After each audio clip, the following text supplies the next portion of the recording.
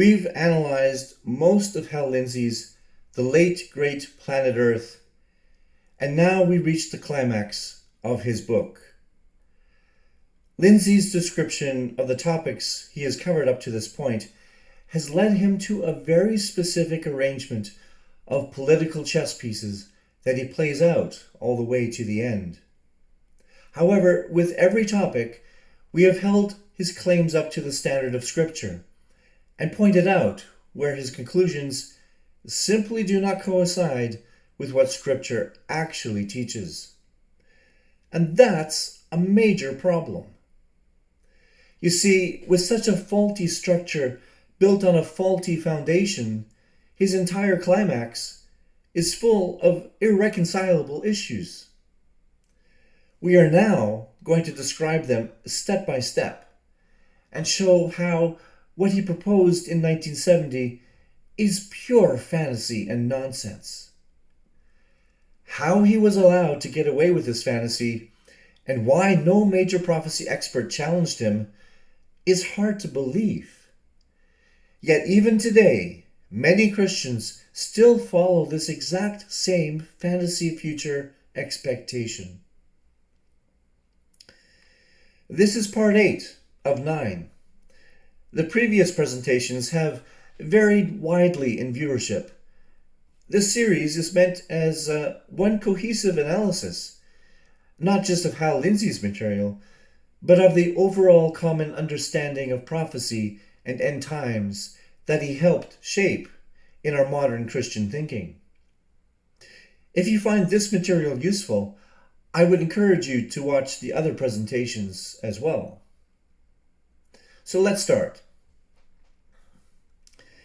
Hal Lindsey lays down his foundational setup on pages 150 and 151.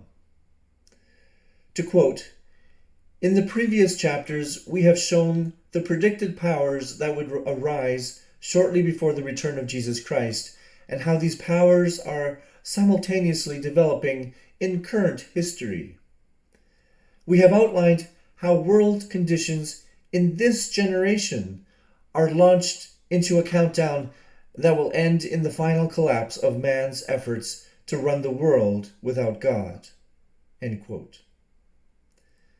And on page 151, according to the Bible, the Middle East crisis will continue to escalate until it threatens the peace of the whole world. This is apparently the first major problem that the incredible Roman leader will solve after taking over the 10-nation confederacy of the European nations. End quote. Now, why does Lindsey insist on a Roman leader? He explains his logic on page 151.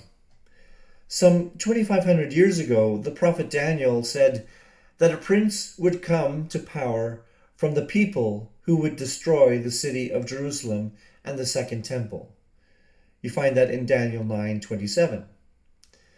The Romans under Titus did the destroying, so the coming prince would have to be someone out of the Roman culture. End quote. Lindsey here assumes that because General Titus was a Roman, the military forces physically destroying the temple were ethnic Italians or Western Europeans. But primary historical source material proves this assumption absolutely wrong. In The Jewish War, books 3-6, the first century historian Josephus explicitly documents that the 4 legions under Titus were overwhelmingly recruited from the local eastern populations. They were Syrians, Asia Minor provincials, Phoenicians, and local Arab auxiliaries. This is done by local conscription, which by the first mid-century, the Roman military utilized local provincial recruitment for its eastern legions. And auxiliary troops. Josephus notes that local eastern rulers, Antiochus IV of Commagene, Agrippa II, and Sohaemus of Emesa in Syria, supplied thousands of local Syrian and Arab auxiliary troops to Titus' army. Josephus explicitly identifies these auxiliaries as the local enemies of the Jews, who joined the campaign out of a personal, ancient, regional hatred. And they were described as disobeying the Roman commander. Josephus records that Titus explicitly commanded his generals to spare the temple. It was these local Syrian and Eastern conscripts who, driven by ethnic rage, ignored Titus' direct shouting and hand gestures, and then threw firebrands into the sanctuary and leveled it to the ground. Daniel 9, verse 26 states, "The people of the prince who is to come shall destroy the city and the sanctuary." If the people who physically leveled the temple were local Syrian, Arab, and Eastern provincials wearing Roman armor, then Daniel 9:26 points directly to an Eastern or Middle Eastern origin for the coming prince, not a Western European president. And this aligns seamlessly with the Old Testament prophets who repeatedly refer to the end times adversary by his regional title, the Assyrian. Look at what in Isaiah 10, Yahweh states that in the end times, part of his plans is to deal with the king of Assyria. So it will be that when the Lord has completed all his work on Mount Zion and on Jerusalem, he will say, "I will punish the fruit of the arrogant heart of the king of Assyria and the pomp of his eyes, which are raised high." That's Isaiah 10, verse 12. And also during the same time, Micah prophesies that the Assyrian will face defeat. "Then we will raise against him 7 shepherds and 8 princes of men, and they will shepherd the land of Assyria with the sword, the land of Nimrod at its entrances. And he, Yahweh, will deliver us from the Assyrian when he enters our land and when he treads within our borders." That's Micah 5, 5-6.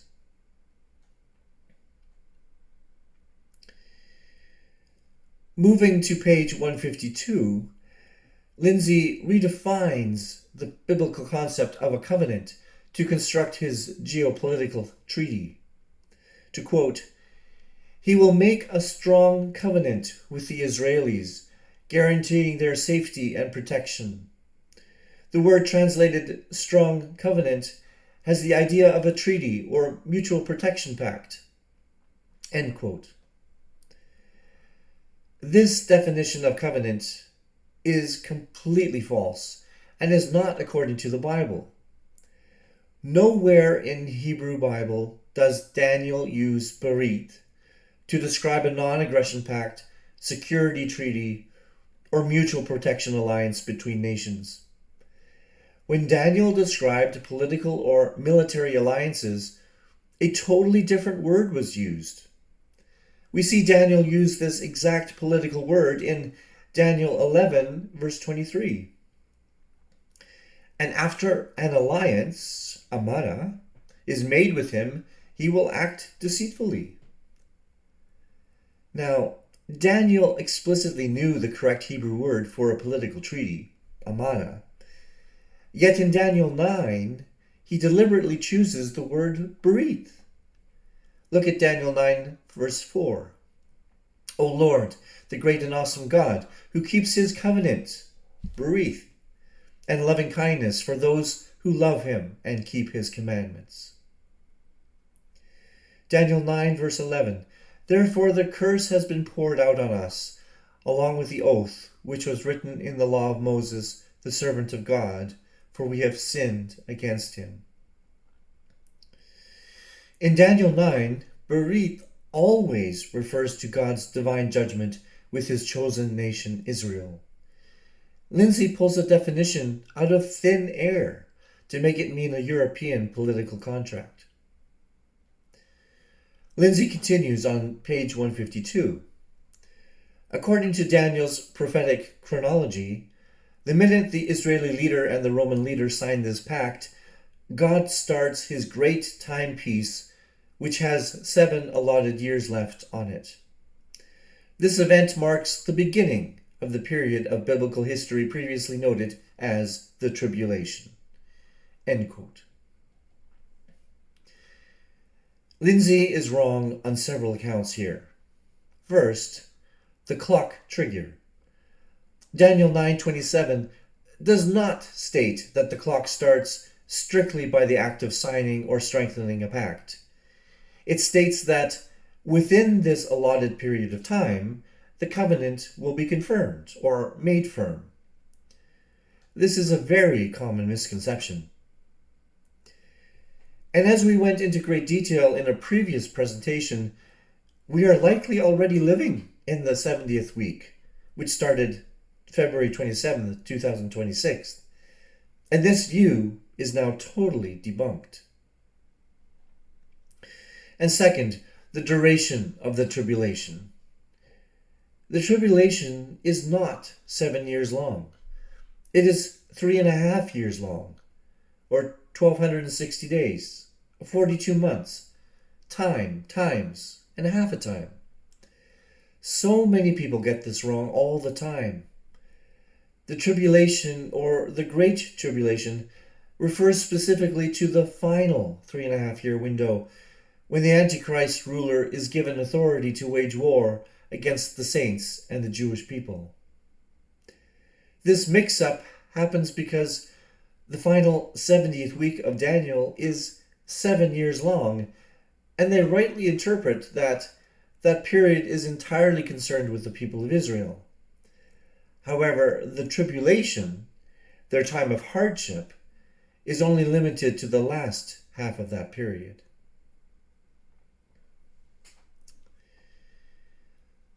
On pages 153 through 158, Lindsey fabricates a complex geopolitical thriller that forces 2 separate ultimate evil leaders into the text.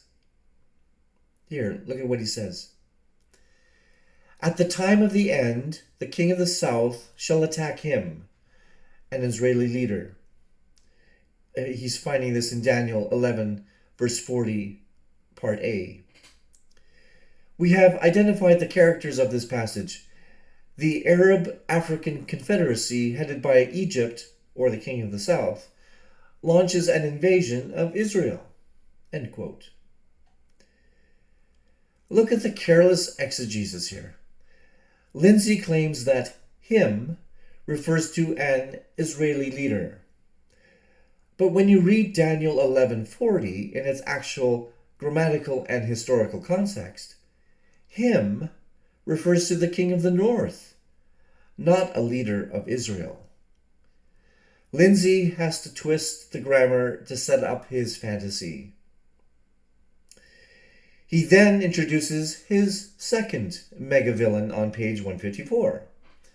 Russia and her allies used this occasion to launch an invasion of the Middle East, which Russia has longed to do since the Napoleonic Wars.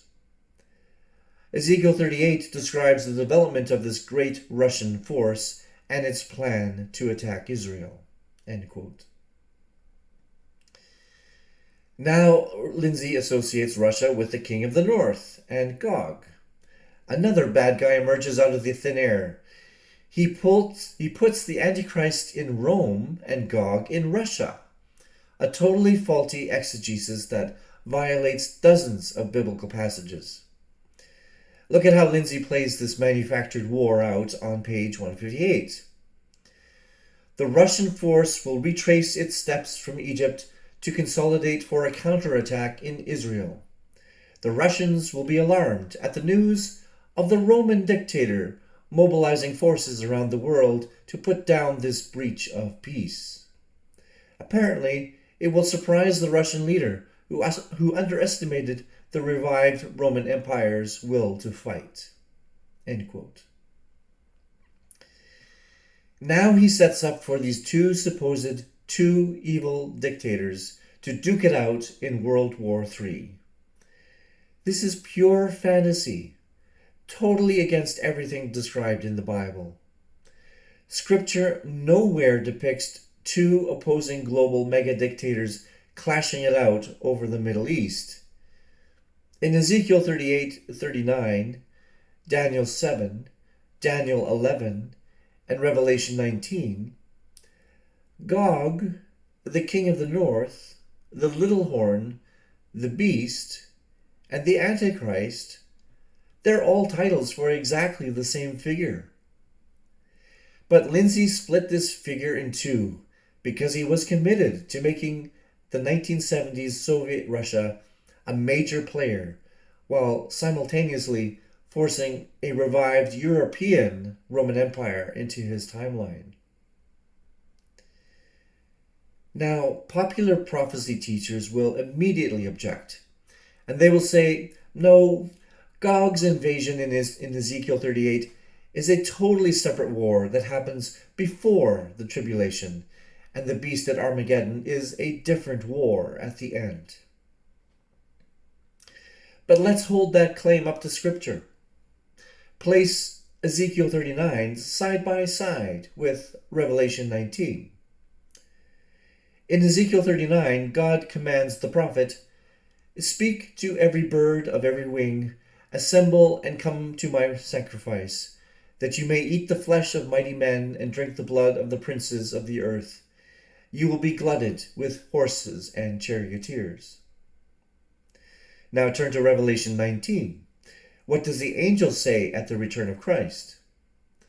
Saying to all the birds that fly in mid-heaven, "Come, assemble for the great supper of God, so that you may eat the flesh of kings, the flesh of mighty men, and the flesh of horses." Now, is God hosting two separate great feasts for the birds to devour the commanders of the earth years apart? Of course not. In both passages, the defeat of the invading leader is not accomplished by human military strategy or a European Roman army. In Ezekiel 38 verse 22 and 39 verse 6, God destroys Gog's horde with torrential rain, hailstones, fire, and brimstone directly from heaven. And look at Revelation 19 verse 20 and 21 and chapter 20 verse 9. The armies surrounding the holy city are consumed by fire directly from God out of heaven, and the beast is cast alive into the lake of fire. Furthermore, look at the result of Gog's destruction in Ezekiel 39 verse 22. God declares, "And the house of Israel will know that I am Yahweh their God from that day onward." So if Gog is destroyed years before the Antichrist, as Lindsey claims, how could Israel know Yahweh permanently from that day onward when they are about to have the Antichrist arrive and desecrate the rebuilt temple? The text forces a conclusion that a two Antichrist proposal can't be tolerated. Gog and the beast are the exact same individual, destroyed at the exact same final event by Messiah himself.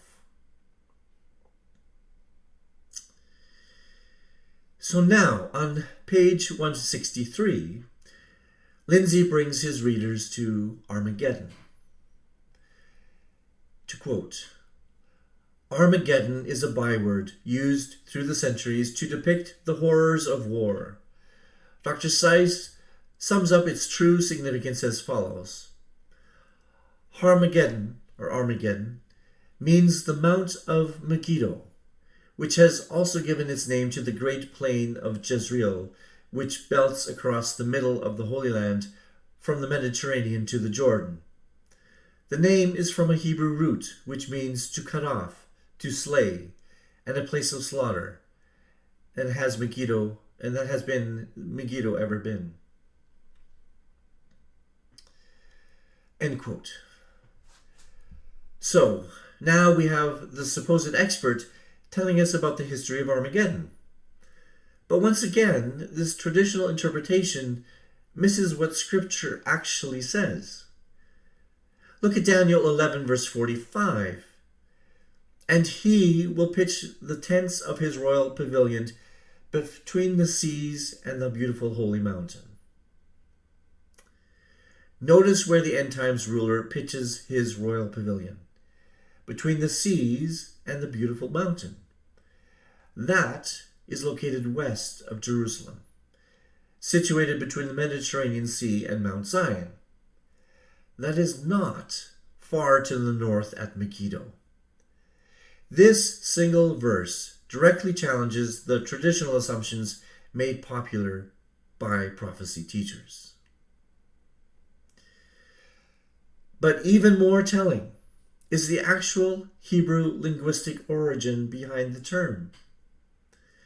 The Hebrew behind it points to mountain of gathering or mount of assembly. We find this exact phrase in Isaiah 14, verse 13. But you said in your heart, I will ascend to heaven. I will raise my throne above the stars of God, and I will sit on the mount of assembly, Har Moed, in the recesses of the north. Here we find Har Moed, the mount of assembly, Moed meaning an appointed meeting place or appointed time. This is the exact spot where Yahweh's throne on earth was located, at the temple in Jerusalem, the site of the feasts of Yahweh. Historically, the Hebrew letter ayin in Moed carried a strong guttural GH sound, pronouncing it Moed. The core consonants are M, G, and D, which matches the Greek transliteration in Revelation 16, verse 16, Har Mohaedoh, and appears in the ancient Aramaic Peshitta text in this exact manner as well. So the accurate English rendering is Har Moghaedoh, the Mount of Assembly. It points straight to Jerusalem and aligns seamlessly with the rest of prophetic scripture. So, with the physical location fixed at Jerusalem, the final battle isn't a war fought on a distant northern plain at Megiddo. It is the climatic, demonic assault on God's holy mountain, the ultimate attempt to fulfill Satan's ancient boast recorded in Isaiah 14, verse 13. But Lindsey does get one outcome right. The final destruction of the evil forces occurs around Jerusalem, where Messiah Jesus touches down on the Mount of Olives. At this specific event, Scripture and his future match. The end result is the same. The evil armies and the evil rulers are slain, and the Jewish believing remnant is saved by their Messiah. However, according to Lindsey, this return is a single split-second event. But when you study all the scriptures dealing with the day of the Lord and the return of the Messiah, it becomes clear that the second coming is an entire military campaign that occurs over time. It is not a single 1-minute event. It takes days to weeks to run its full course. Let's look just very briefly at this. The gathering at Sinai or Edom. Messiah descends to the area of Mount Sinai or Edom with his resurrected saints on white horses. Look at Habakkuk 3 verse 3. God comes from Teman, and the Holy One from Mount Paran.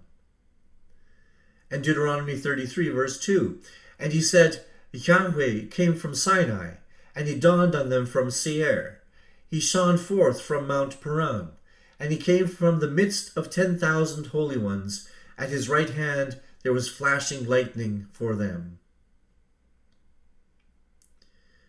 Second, the march through Transjordan and the rescue at Bozrah. Messiah marches from Sinai through Jordan to Bozrah to rescue the fleeing Jewish population that escaped Jerusalem into the wilderness. Let's read through Isaiah 63, verses 1 to 3.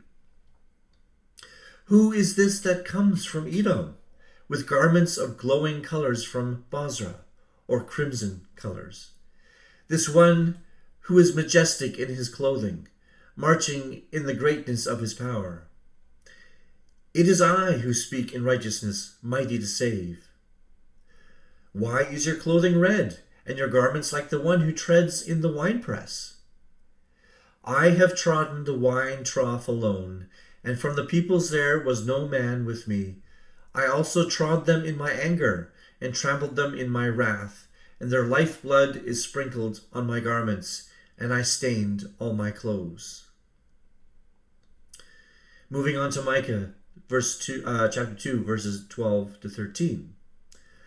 I will surely assemble all of you, Jacob. I will surely gather the remnant of Israel. I will put them together like sheep in the fold, like a flock in the midst of its pasture. They will be noisy with men. The breaker goes up before them. They break out, pass through the gate, and go out by it. So their king goes on before them, and Yahweh at their head. Next, the destruction of Mystery Babylon. The evil leader and Satan attempt to stop this advancing divine army by deploying every weapon in their arsenal against this region. As a result, Mystery Babylon is completely annihilated, burned up, and destroyed in a single hour. And then the convergence at Jerusalem. Yet this divine army lives. Messiah and his saints march from Jordan to Jerusalem to meet the gathered armies of the world head on. This is the true battle of Har Moghaedoh, the final battle of the age, where the Lord destroys the gathered armies, rescues the believing remnant, and establishes his millennial kingdom on earth.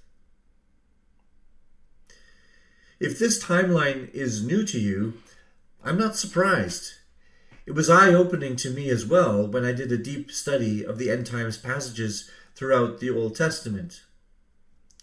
I have a 7-part video series that lays out the complete campaign using all the scripture available to illustrate each phase. Please watch those if this piques your interest. In conclusion, when you build a house on a flawed foundation, it doesn't matter how elaborate your top floor looks. Eventually, the whole structure collapses under its own weight. Hal Lindsey spent the entire book painting a terrifying picture of the 1970s Cold War World War III, complete with European presidents, Soviet generals, and nuclear strikes. But when we strip away the newspaper headlines and hold up his claims to the historical records and the ancient texts of Scripture, the entire structure falls apart. The Roman legions, they were local Middle Eastern conscripts. The covenant is God's covenant, not a Western political alliance, a contract Daniel would have called an Amānāh. And the 7-year tribulation, it's a myth. Scripture explicitly limits the Great Tribulation to 3.5 years of trials for the saints. Gog and the beast are not two competing Cold War dictators. They are one and the same, and they were predicted from ancient times. And Har Moghaedoh is not a war on a distant northern plain. It's the climactic assault on God's holy mountain at Jerusalem. Why was Hal Lindsey allowed to present pure speculative fantasy without being challenged on the primary sources? Because for decades, popular prophecy relied on emotion, fear, and headline watching rather than rigorous sequential study of the Hebrew, Aramaic, and Greek texts. The real tragedy of the late great planet Earth isn't just that Hal Lindsey got the history wrong, the grammar wrong, and the geography wrong. The real tragedy is that for 50 years, millions of believers were trained to look at the Middle East through the lens of Cold War anxiety instead of biblical authority. When Messiah steps out onto the Mount of Olives, at the climax of Har Moghaedoh, he is executing a precise ancient sentence against a rebellion that began in Genesis. Evil is not just defeated, it is completely dealt with, and the earth is filled with the knowledge of the glory of Yahweh. That is the true and proper testimony of these ancient texts. And that is the truth worth standing